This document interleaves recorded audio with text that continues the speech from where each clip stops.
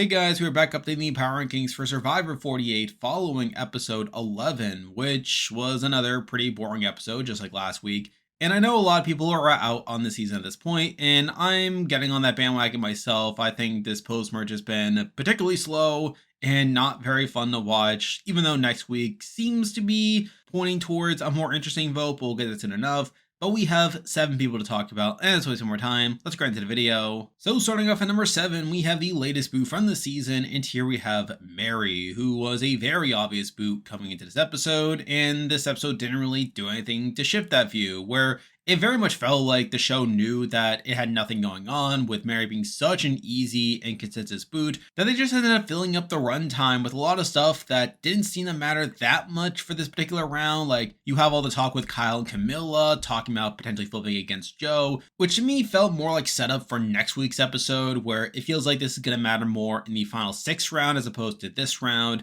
You also had them wasting a lot of time on the journey and the immunity challenge, and despite Mary trying a lot of things to try to shift the vote, it just never felt like it was going anywhere, and by the time of the actual scramble, they don't even focus much on Mary at all, really. So I feel like it was pretty clear that Mary was going home here. Not too surprising she ends up getting voted out. And if we're talking about Mary more generally, obviously she was never a contender for me. She was dead last in my preseason power ranking, and while she did exceed my expectations in that regard, I feel like she was never really that big of a focus in the actual edit. And even her underdog content felt pretty circumstantial, and she just kind of died off in the post-merge from a visibility perspective, which is unfortunate considering she did seem to be a pretty fun personality and became like this Twitter favorite due to her being pretty snarky and having some fun moments here and there.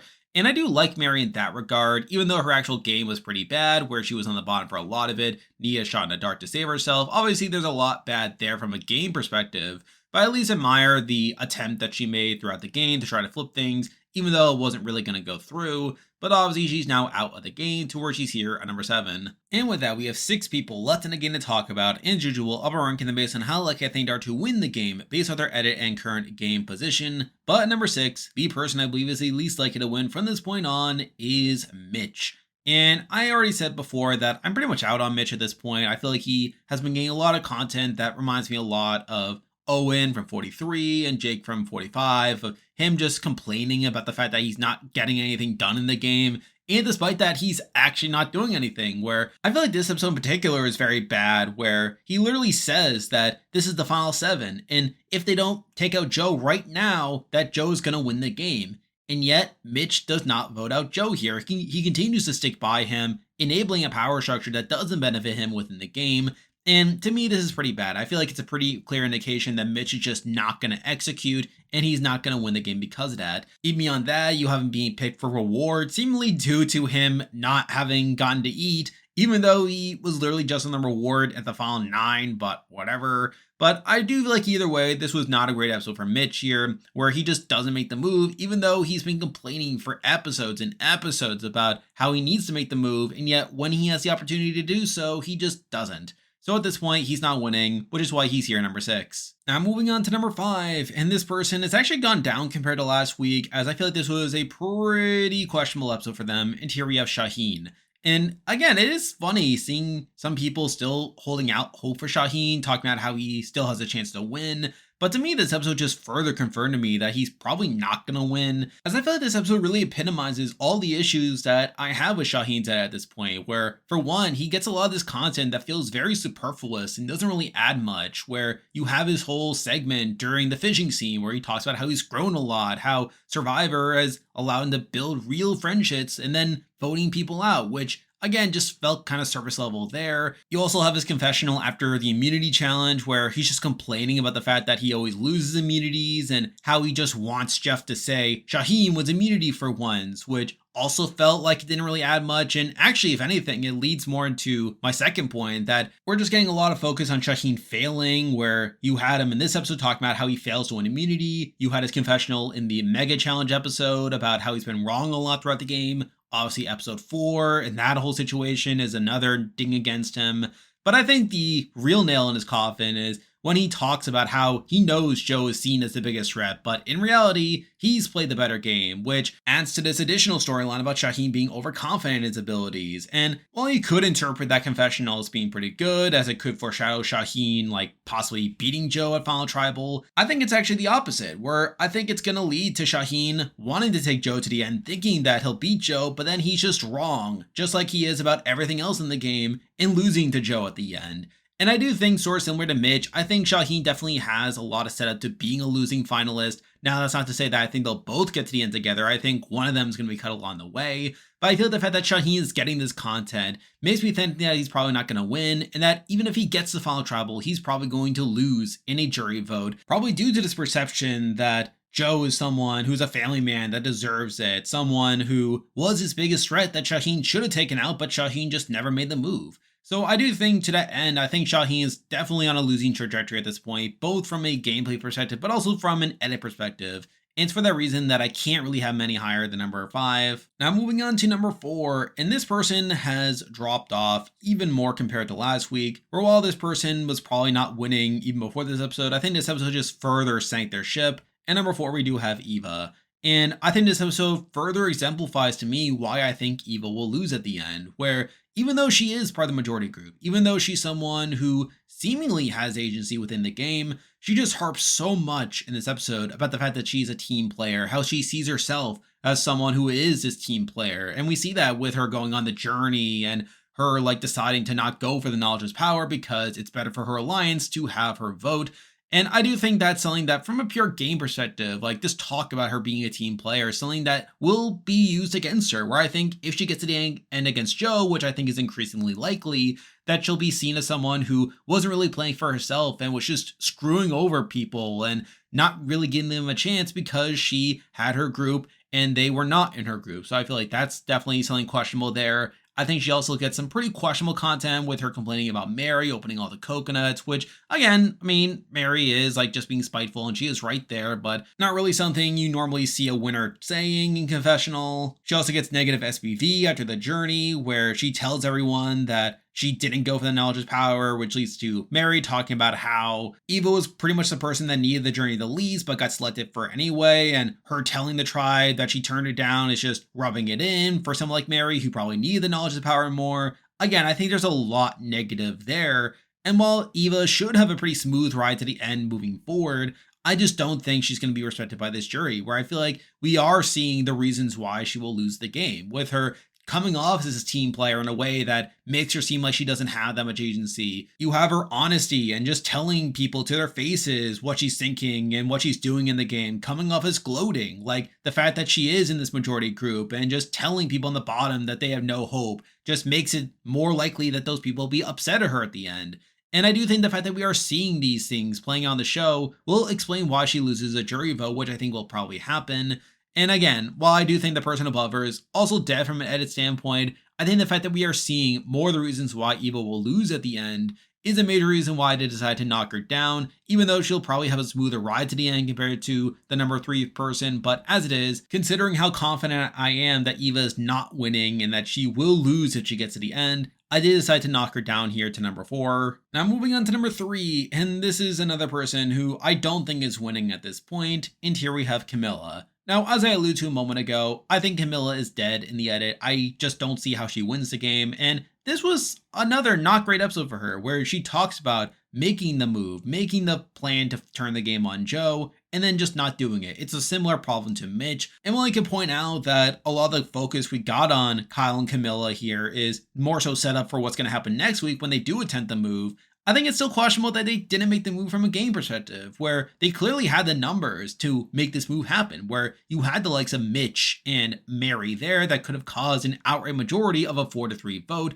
in a spot to where they probably would have been blindsided. And the fact that Camila and Kyle don't make this move here just makes it even more difficult that they are going to make the move this week, where they are going to make it at the final 6, where at best they have 3 out of 6, which is not great there, where they're pretty much going to be banking on Shaheen, which considering that Shaheen talks about how he thinks he could beat Joe is pretty unlikely to happen there.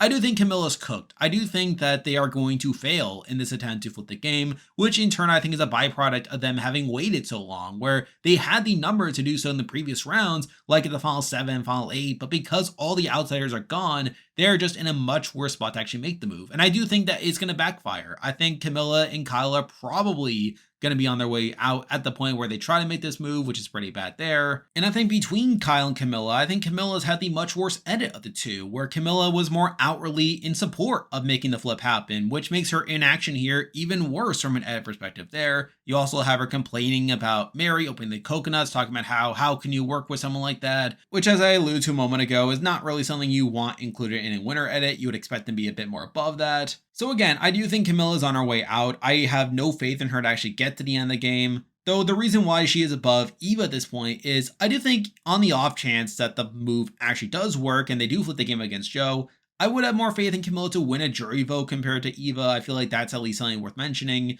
But at the end of the day, I feel like Camilla's edit is clearly pointing towards her not getting her way here. And I think the move to not flip against Joe now is definitely pretty questionable. So again, I don't think Camilla's winning at this point either, which is why she's here at number 3. Now moving on to number 2, and we have someone who I mentioned not too long ago, and here we have Kyle. And I think the thing about Kyle is I think Kyle has the better edit between him and Camila, where I feel like Kyle has gotten more consistent content in the post-merge, has this more consistent storyline about how he has been playing the middle and how he has been building these relationships and how this decision weighs a lot on him. And the fact that we do get a lot of focus on Kyle's decision in this episode makes it clear that he is going to be the main focal point in whatever is going to happen in the next round, where we get so much focus about how this game is difficult and how he is someone who is used to making people happy, how he's a problem solver, and how no matter what he does, he's going to make someone upset, which is all pretty good there. Now, as I allude to with Camila, I don't think the move is going to work out, where I do think Kyle will probably pull the trigger. I think he has to recognize that he has to make the move. But the problem is that I just don't think they're going to have the numbers to do so. I think Kyle's someone who is going to attempt to make this move, maybe try to pull in Shaheen, but in the process of doing so, make it less likely that he'll get through. And I do think Kyle will more than likely be taken out in the next few rounds due to him failing to make this move, which is obviously not great there. So again, I'm not feeling that great about Kyle at this point to actually succeed and actually get to the end in a winning spot. But the reason he is number 2 on this list is I do think on the off chance that the move does work, that he is able to blindside Joe here, I think Kyle would be the most likely winner of the season, where I think if Joe is taken out in the next round, I would expect Kyle to go on to win this season here, as I do feel like Kyle's someone who has been getting a pretty well-rounded edit, where he is someone who we are seeing plenty of his game side, where we are seeing him talking about being in the middle, how he has his secret duo with Camila. But at the same time, we are also seeing his personal side, where we have been getting more personal content from him lately. We have him telling Camila that he's a lawyer, so I feel like that's pretty good. Even the fact that he is getting emotional about this decision makes him more human, which I think in turn makes him more rootable, in the sense that it makes his decision to pull the trigger on Joe even more impressive. I do think there are merits to Kyle's edit at this point in the season, to where I think if he does succeed in making the move, that he'll probably be the most likely winner. So I feel like that's pretty good. So I think those are things that are really keeping Kyle afloat here. Though at the same time, I don't think this is going to pan out. I think all this setup about Kyle telling Camila that he's a lawyer, like the fact that we are seeing so much focus on the relationship in this episode, makes it clear that it probably will fail, that this is probably their last hurrah, this is their last go at it before they eventually fall. I mean, heck, even the title of the next episode is Icarus Time, which I think could easily be referring to Kyle and Camila here, implying that they are about to have this downfall. So at the end of the day, I'm not feeling like it's going to work out in Kyle's favor, which is why he's here at number 2. And now at number 1, the person I believe is the most likely to win Survivor 48 at this point is still Joe. Now, again, this was not the greatest episode for Joe, where you obviously have the whole scramble where Mary has this plan of telling Joe to his face that she's going to vote for him, and Joe getting paranoid from this and telling people that we should throw an extra vote just in case Mary has an idol, which leads to some negativity with people like Shaheen saying that he's already gotten votes and Joe has been immune for a lot of the game and now he's finally vulnerable, so who is he to say anything? And while Joe gets to defend himself by saying that Kyle and Mitch are only opposing them because because they don't have any skin in the game, how it's not their necks on the line, which honestly makes Joe come off as pretty cocky, but whatever. You also have him earlier in the episode talking about how his plan is to go up against the best at the end, how he wants to take the toughest path as that proves that he can do anything, which reminds me a lot of Kylan from Big Brother 23, who had a very similar philosophy, which I also think is pretty dumb from a game perspective and honestly comes off as pretty egotistical, but again, whatever. But even with those knocks, I still think Joe's the most likely person to win, as again, I feel like Jeff is pretty high on Joe. The show seems to defend him even at points where he does come off as pretty cocky. And he also gets to talk about his kids once again, which seems to be his major storyline there. I think Joe is meant to be the clear rooting interest of the season. And I do think even with this talk about there being this flip against Cal and Camila, that they simply waited too long. And I do think Eva and Joe are going to come into this next round with the advantage. Where on one hand, you have Shaheen, who seems pretty intent on wanting to stick with Eva and Joe moving forward, not to mention that Eva still has an idol that she could use to save Joe there. So I do think Eva and Joe are going to win this battle against Kyle and Camila. And through that, I do think Joe has a pretty smooth path to the end from a game perspective. And considering how flawed the likes of Eva and Shaheen and Mitch are from an edit perspective, I do think Joe is the most likely person to win. I think Joe is meant to be the rooting interest of the season and the person we're meant to be seeing as the person who will win if he gets to the end, where even Mitch says that if they don't take out Joe, that he'll win. And sure enough, Joe is still there. So I do think Joe is still the most likely person to win. And while I do think Joe definitely demonstrates some not ideal gameplay throughout this episode, I think it's probably not going to matter. I think Joe will probably get the best by the end of it, which is why he's still here number one. And there we go. That'll do it for this week's video. If you liked this content, be sure to like and subscribe. Really helps with the channel. Now I'll be back again next week to update the Power Rankings again, so be on the lookout for that. I'm on Patreon and have YouTube memberships if you want to consider supporting the channel. You can do so by clicking the link in the description. And you can also join the Discord server by also clicking the link in the description. There's a lot of stuff coming your way. But for now, that is the video. See ya.